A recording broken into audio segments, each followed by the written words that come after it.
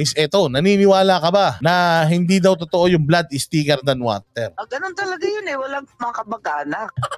Walang kamag-anak ha, talaga lang ha, Aimee ha, niloko mo kami ha. Sabi ko, ano ba naman tong Project PI na to? PI ninyong lahat? Ano ba yan? Sa pangalan Tama, nagbulahan pa tong dalawa. Parehas na manluloko, nagbulahan pa. pa lang, talbog ka na eh. Pag-iisipan pa naman yan, walang katuturan. Ako, pangalan pa lang, PI ng PI. Bastos talaga. Well, ma'am, ano ba, nung lumalaki kayo, talaga bang napansin nyo na may pagnanasa na maging presidente ang inyong insan? May mga tanong, Harry Roque.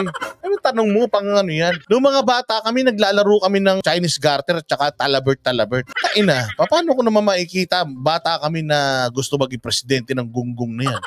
Kahit naman siguro si Bongbong Hindi mo naman makakitaan yan na gusto maging presidente niyan at a very young age.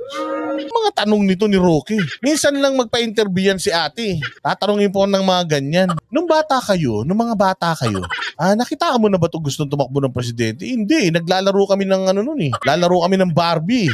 Paano makikita ang gustong labo? Hindi naman kasi okay naman si Martin, ang barkada ko yung eldest brother niya, pero si Martin okay naman hindi ko maintindihan sinong kumukwertas dyan at bakit naging ganyan kasi parang pabanjing-banjing lang naman si Martin. Para rin palang kapatid mo. Akala niya kasi pag pabanjing-banjing, pwede ka maging presidente. Nangyari noong 2022, pabanjing-banjing, walang debate. Walang plataforma, ayun, naging presidente. Pero mukhang tangi naman kasi yung tanong nito. Sana sinabi mo na lang ba na nung growing up, nung mga na kayo, may mga isip na kayo, putya, ang tanong kasi nung mga bata kayo, nakita mo na ba si Martin na gusto niya maging presidente? Putya, pag tinanong mo ako nung bata, anong gusto mong maging paglaki mo? Gusto ko maging pulis.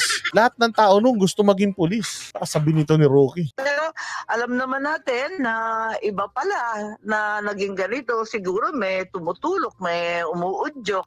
Biglang nagkakaganito na nagugulat naman ako.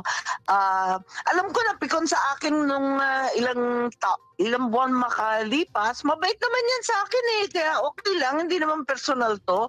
Sabi nila blood is thicker than water. Ang gulo mo rin, Aimee, parang may gusto kang sabihin na biglang pinigilan mo yung sarili mo. Sinabi mo na nung nakaraan, nagalit yan sa'yo, nagtampo sa'yo, bakit? O napikon sa'yo, bakit? Napikon kasi sa akin yun nung nakaraan pero wala naman tong personalan. Oo, blood is thicker than water. Ang layo. Sabihin mo muna, anong kinapikon niya sa'yo?